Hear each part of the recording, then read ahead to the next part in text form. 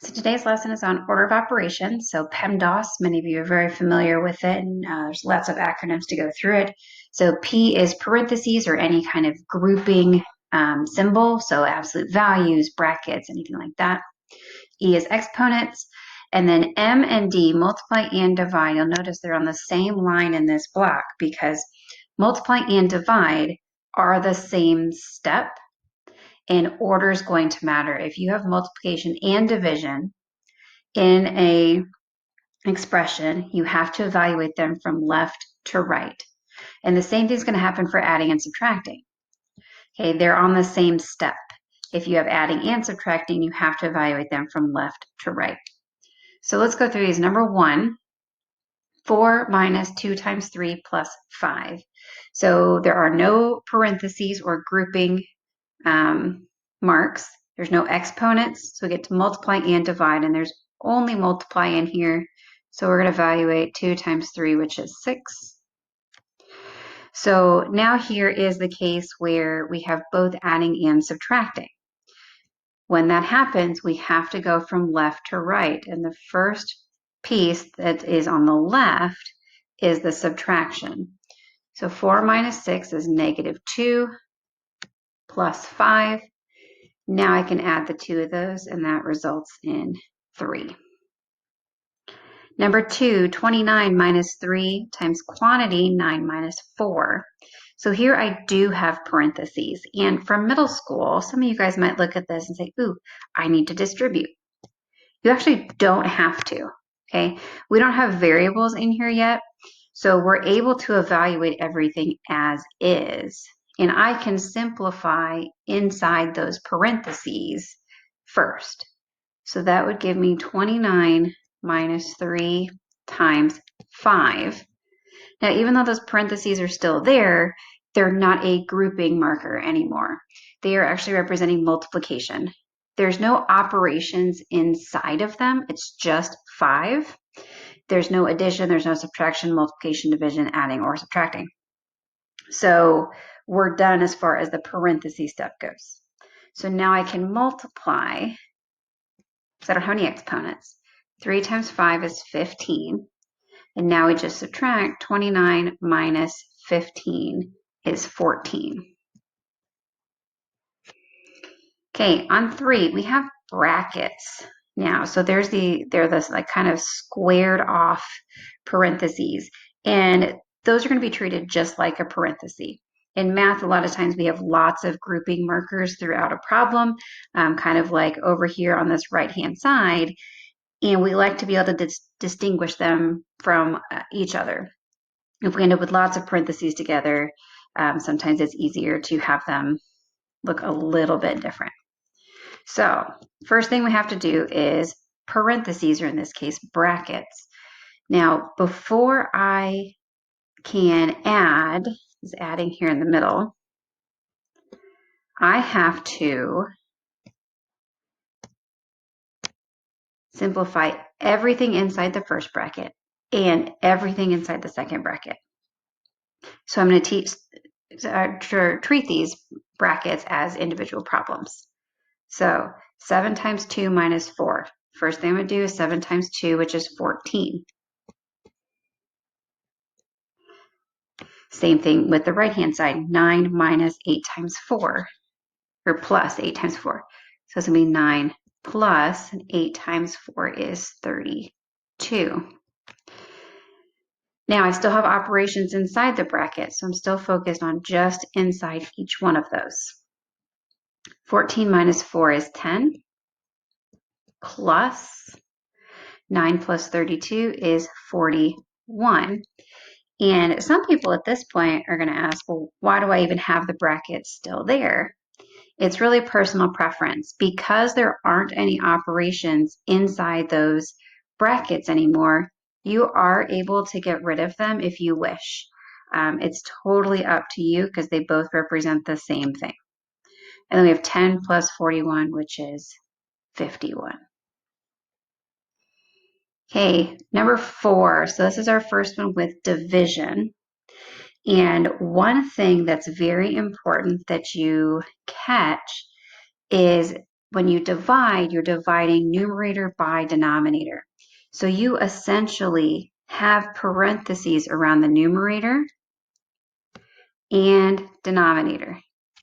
So you have to simplify those first before I can divide, okay?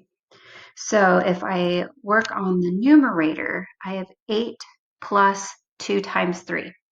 So I need to do that multiplication first. So I'm going to be looking at 8 plus 6 all over. Now let's look at the denominator. Okay, and again, if it helps you to think about those being in parentheses, you can always draw them in. It's really personal preference. Okay, in the denominator, 2 times 5 minus 3, so 2 times 5 would come first, so that's 10 minus 3. Again, if you want parentheses, it is up to you. Okay, at this point, I'm going to do the last operations in both numerator and denominator. So 8 plus 6 is 14 over 10 minus 3. Well, that is 7. And then as always, we reduce fractions. This becomes 2 over 1. And we don't leave anything over 1. That is just 2. Okay. All right, at this point in the video, I would like you to pause it, and I want you to try 5 and 6 on your own. Once you have had an attempt through them, then play the video again and go through the answers with me. Okay, for 5, first thing we're going to do is we're going to take care of these parentheses.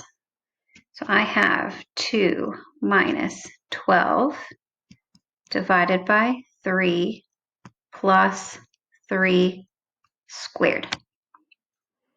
Okay, so parentheses is done. There's nothing inside the parentheses to do. Next comes exponents, which is this little 2 up here, the squared. So 3 squared represents 3 times 3. So that is 9. Now we go, okay, what would be next? Order of operations, parentheses is done. Exponents is done. Next comes multiply and divide. The only thing I have is multiply, so that's what I would be evaluating next. So I'm going to have 2, and when you divide this, you want to think of that as a negative 12. So negative 12 divided by 3 is negative 4, which would give you a minus 4 here, plus 9. Then order of operations, adding and subtracting. This is where order matters because we have both of those. So we go left to right. So the first one we're going to do is 2 minus 4, which is negative 2. Then we can add the 9 to that, and negative 2 plus 9 is 7. So if you made a mistake on there, make sure you are looking through to see what is it that you messed up on. Was it just one little step, or did you maybe say that 3 squared was 6, something silly like that? Really take the time to analyze your work and figure out what happened. Okay, last one on this slide, so 6. You are going to treat numerator and denominator separately. So if you wanted to, I'm going to use a bracket because there's parentheses in the numerator. Everything up there is together and everything in the denominator is together. I'm going to choose not to do a bracket in the denominator because it's just subtraction. So if I start to go through this one, parentheses is 4 times 3, so that's 12 squared, minus 2 times 6. Okay, and then the denominator, remember, it is its own set. So I can go ahead and do that subtraction of 9 minus 5, which is 4. Okay, exponents. 12 squared is 144. Minus, now because I know that I'm going to end up having to subtract whatever this multiplication is, I can go ahead and multiply the 6 times 2 all over 4. Okay, so we have 144 minus 12 left to go, and that is 132 over 4. And if you reduce that fraction, equals, that actually comes out to be a whole number which I forget off the top of my head. 33, there we go. 33. Okay, so that is order of operations. Now we're going to take it one step more and we're going to evaluate the expression for the given variables.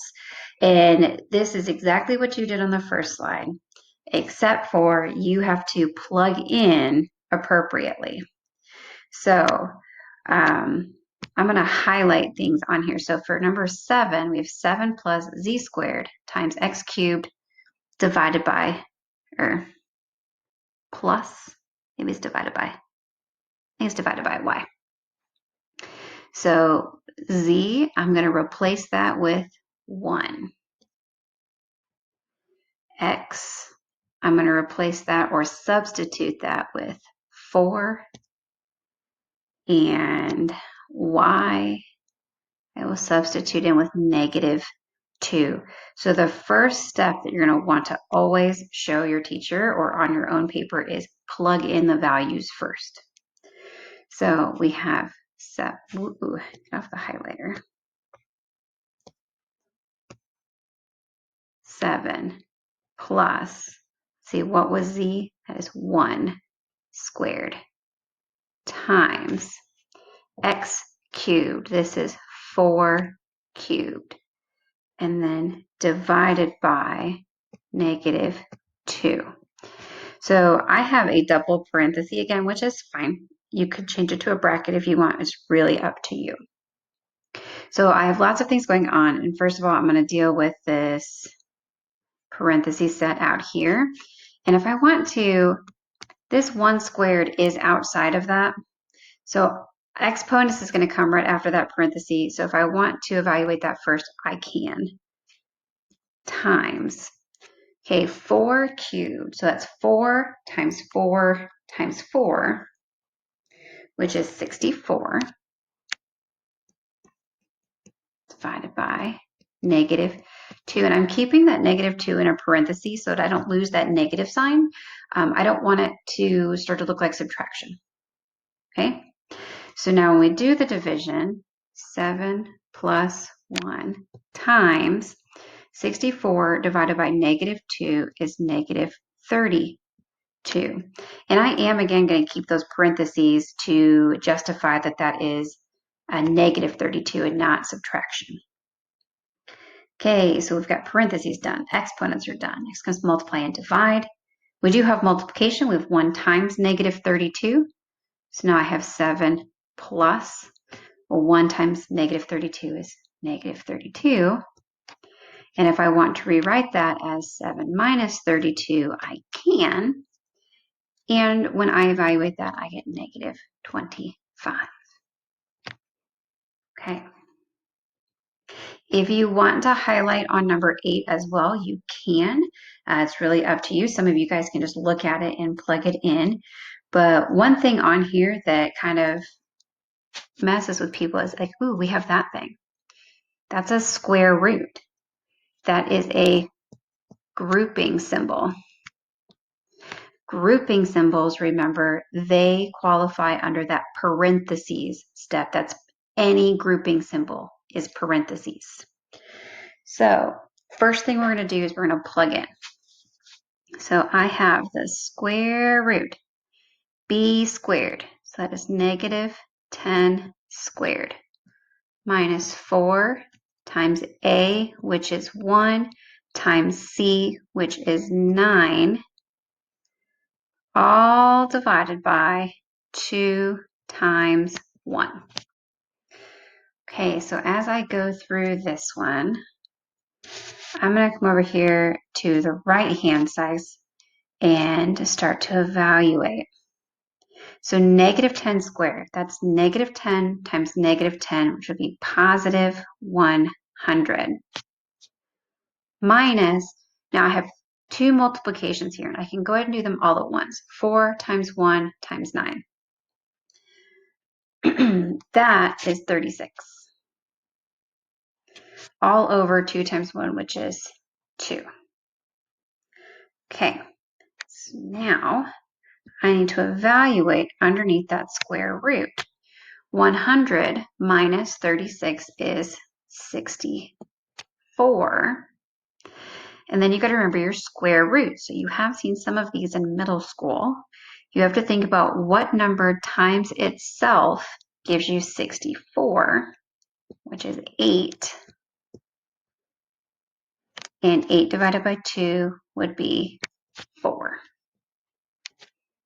Okay. With 9 and 10, just like on the previous slide, I would like you to pause the video, try them on your own. And then once you've had an attempt at each one, come back to hit play and see how you did. Okay, 9, if we plug these in, I'm going to have 3 minus negative 2 times 2 plus 3. Again, the parentheses on this negative 2, there's nothing inside there. There's no operations inside of there. So it's not representing a grouping symbol. It's representing multiplication at that point. So I focus my attention on this set of parentheses because that does have an operation inside of it. So we have 3 minus negative 2 times 5. Now I can do the multiplication. We're going to have 3 minus negative 10, and I'm going to choose to keep that in parentheses so that I don't lose that negative sign. And then we all should know that minus a negative is the same thing as plus a positive. So this has turned into 3 plus 10, which is 13. So final answer would be 13 for that one. And last one of the day is number 10. So if we plug in, we have negative 4 times 4 plus 3 times 5 plus, oops, got the 3y already. This would be minus z, and z is negative 3. So again, another really good place to put parentheses around here so that you don't lose that that's minus a negative. So order of operations comes multiplication. Negative 4 times 4 is negative 16. Plus 3 times 5 is 15. And I've got minus negative 3. Some of you will choose to change your signs at that step, and that actually is okay. But it's up to you. Okay, we have to go left to right. So I have to do negative 16 plus 15 first, which is negative 1 minus negative 3. And then if you haven't changed your signs already, you'd have negative 1 plus 3, which is 2. Okay, if you've got any questions, make sure you guys can watch this video again, or you can ask your teacher.